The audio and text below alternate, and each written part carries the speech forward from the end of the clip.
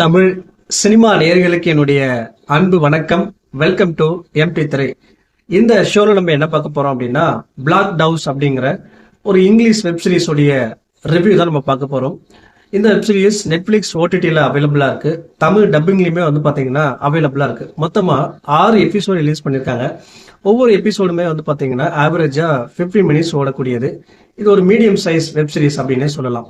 இந்த வெப் சீரிஸினுடைய கதைக்களம் என்ன அப்படின்னா, பிளாக் டவ் அப்படிங்கிறது பாத்தீங்கன்னா ஒரு 5 ஏஜென்சி. இந்த 5 ஏஜென்சில 2 ஸ்பை ஒர்க் பண்ணுவாங்க. அவங்களுடைய வாழ்க்கையில் நடக்கக்கூடிய சம்பவங்கள் என்ன, அவங்களுக்கு கொடுக்கப்படுற டாஸ்க் என்ன, அந்த டாஸ்க்கை செஞ்சு முடிச்சாங்களா இல்லையா அப்படிங்கிற கான்செப்ட்ல தான் பாத்தீங்கன்னா இதை எடுத்திருப்பாங்க. இந்த பிளாக் டவ் அப்படிங்கிற இந்த 5 ஏஜென்சி ரொம்ப கான்பிடென்சியலான கேஸ் எல்லாம் எடுத்து அதுக்குரிய டீட்டெயில்ஸ் எல்லாமே கலெக்ட் பண்ணுவாங்க. அப்படி கலெக்ட் பண்ணி முடிச்சதுக்கு அப்புறம் யார் அதிக பணம் கொடுக்குறாங்களோ அவங்களுக்கு அந்த கேஸை வித்துருவாங்க. இப்படி இருக்கக்கூடிய அந்த பை ஏஜென்சில ஹீரோயின் ஹெலன் ஒர்க் பண்றாங்க. இவங்க பாத்தீங்கன்னா வெலஸ் அப்படிங்கிற மினிஸ்டருடைய வாழ்க்கையில ஊடுருவி அவங்களுக்கு மனைவியா நடிக்கிறாங்க. இவங்களுக்கு குழந்தைகளும் இருக்கு. இந்த கதாநாயகி ஹெலன் பாத்தீங்கன்னா ஜெய்சன் அப்படிங்கிறவருடைய பாத்தீங்கன்னா அஃபைர்ல இருக்காங்க.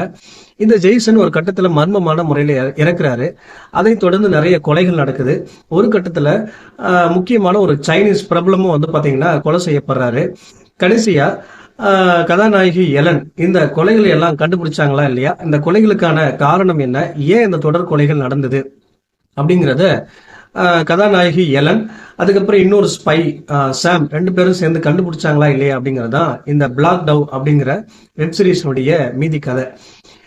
இந்த வெப் சீரிஸ்ல நான் லைக் பண்ண விஷயம் என்ன அப்படின்னா, இந்த கதாநாயகி எலன் ஆகட்டும், அதே போல சாம் இன்னொரு ஸ்பை ஆகட்டும், 2 பேருடைய அந்த கேரக்டர் டிசைன் ஸோ ரொம்ப பாத்தீங்கன்னா எஃபெக்டிவா டிசைன் பண்ணியிருப்பாங்க. அதே போல இந்த வெப் சீரிஸ்ல முக்கியமான விஷயம் என்ன அப்படின்னா, அந்த சைனீஸ் பிரபலத்துடைய கொலை, அந்த கொலை ஏன் நடந்தது அப்படிங்கிற அந்த மிஸ்ட்ரியை பாத்தீங்கன்னா கடைசியா தான் சொல்லியிருப்பாங்க.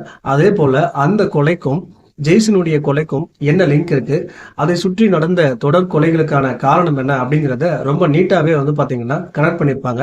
அதே போல இந்த வெப்சீரிஸ் முழுக்க பாத்தீங்கன்னா ரொம்ப பரபரப்பா கொண்டு போயிருப்பாங்க. ஒவ்வொரு எபிசோடும் முடியும் போதும் ரொம்ப ஹை பாயிண்ட்ஸ் வச்சு பாத்தீங்கன்னா முடிச்சிருப்பாங்க. ரொம்ப சஸ்பென்ஸோட கொண்டு போயிருப்பாங்க. அதே போல இந்த வெப்சீரிஸ்ல வர ஆக்ஷன் சீக்வன்ஸ் எல்லாமே பாத்தீங்கன்னா வேற லெவல்ல இருக்கும். எல்லாமே பாத்தீங்கன்னா ரொம்ப சூப்பரா கொண்டு போயிருப்பாங்க. ஓவராலா இந்த வெப்சீரிஸ் ஒரு தரமான வெப்சீரிஸ் அப்படின்னே சொல்லலாம். ஒரு முறை பார்த்து நீங்க என்ஜாய் பண்ணலாம். இந்த எபிசோடுக்கு இந்த வெப்சீரிஸுக்கு நான் கொடுக்குற ரேட்டிங் 5க்கு 2.5. அடுத்த வசனத்துல சந்திக்கலாம். நன்றி, வணக்கம்.